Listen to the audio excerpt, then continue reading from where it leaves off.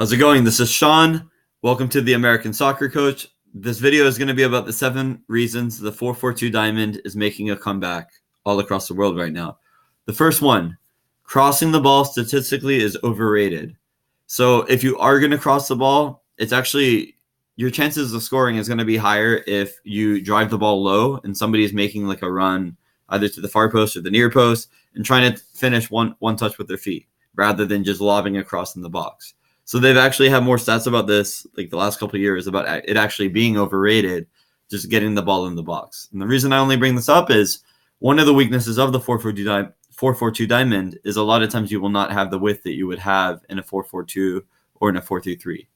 The second one, the modern game demanding attacking outside backs creates empty channels for the two forwards to run into. So as time's gone on, the outside backs have become more and more attacking for the most part across the world. Because of that, if the left back pushes up, the right forward can move into that empty channel if no one's covering for the left back. And now you're stretching the center backs out wide. Same thing on the opposite side. So if like a holding midfielder is not holding when the outside back is attacking, that's going to create a channel that the forward can run into and try to get in behind. Now, if you're really if a team's very attack minded, they might try to send both outside backs. And if they're smart, they'll hold somebody. But if they send both guys, you now have two forwards playing in the 4-4-2 diamond that can open up and run into those empty channels. Where obviously, if you play at a 4-3-3, you only have one central striker that can do that. Number 3, while many teams force the ball to the outside and pin the team in one half of the field, having 4 central midfield players and 2 strikers means the opportunity for fast counterattacks in the most dangerous part of the field where they have a man advantage against teams playing a 4-2-3-1 or a 4-3-3. So essentially, a lot of teams, especially in a 4-3-3 formation, will force the ball out wide and use the sideline as an extra man in terms of defending. But when you have 4 central players in the midfield, you're going to outnumber most teams by at least 1 player. So a lot of times you actually can force the ball to the center area of the field, and the most dangerous area in the field isn't the wide area, it's the center area. So right when you win that ball, if the attacking mid wins it, or if the left center mid wins it, or the holding mid wins it, you already have a diamond created, so you already have multiple passing options, and you can combine quickly in the most dangerous part of the field, which is the center part of the field. The next one, versatility in how you play it. So in a 4-3-3, unless the fullbacks overlap the wingers, they stay wide in possession. And in a 4-4-2 diamond, depending on who you play, depending on the score, depending on your own personnel, it depends on a lot of things. A lot of different players can occupy that wide area. And again, this is a weakness of the 4-4-2 diamond, is not having width. But one of the strengths is a lot of teams will not be able to recognize who should be moving in that wide area. So they won't know who to mark when the ball goes out wide, because it could be the right forward that can move in that. Say the ball's on the right side. The right forward can move to that area. The right center mid can move to that area. The right back can move to that area, depending where the ball is. And even maybe the attacking mid could float around too, if he realizes that there's space that he can play into. So you have 3, maybe even 4 guys that can move in the wide areas to collect the ball. The next one, when you have 2 forwards, they can complement each other.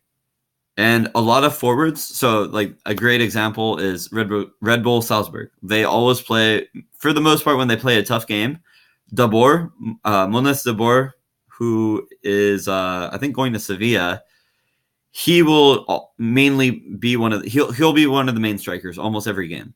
And technically he's strong. He's a very good finisher. He's very good in the 18. And with Dabour, they will play usually a fast striker that can play in behind. And so they complement each other. And this is another one of the advantages of the 4-4-2 diamond, is if you play, say one of the other strikers that plays with Dabour, a very fast forward, they might have speed, but maybe they can't hold the ball up, or maybe they're technically not that strong. But if you're able to combine them, since you can play with 2 strikers, they could actually play off each other and be more successful that way.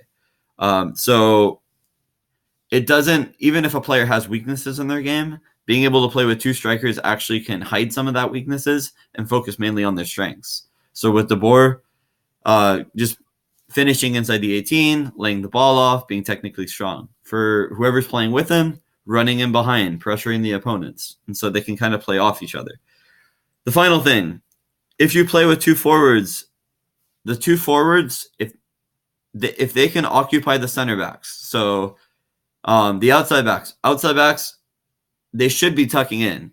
That way they can help the center backs out. But if the outside backs are being occupied, you're 2v2. You have the two center backs if you're playing with a back four and the two forwards. So you're 2v2. And if they can run and stretch and disorganize the center backs, a lot of times what's going to happen is your number 10, your attacking midfielder, is going to have a lot of space that he can run into because now the center backs are disorganized. And so that's the main thing is if you can disorganize the center backs, now you have an attacking mid that can run into that space. And then say the right forward's out wide, dragging the center back with him. Not only is the attacking mid now running into space, but now the left forward is also making runs off the ball, only being marked 1v1. So that's another advantage that you can have. And not that's actually mainly not for your forward, but mainly for your attacking mids.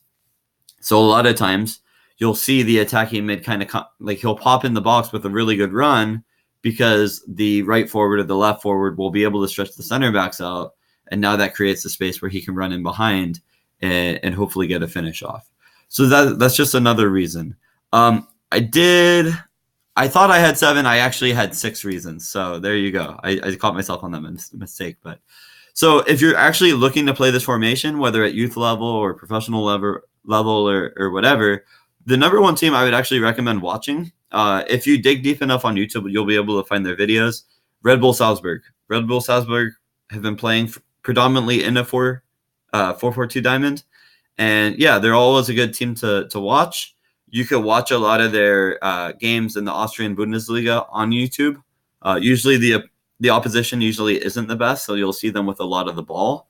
But if not, if you can catch them in Europe, they're always a good time to watch. I mean, I think it was 2 years ago where they were like minutes away from going to the final of the Europa League, which was really surprising because there's the amount of money that they have in that club compared to the clubs they were playing against was very small.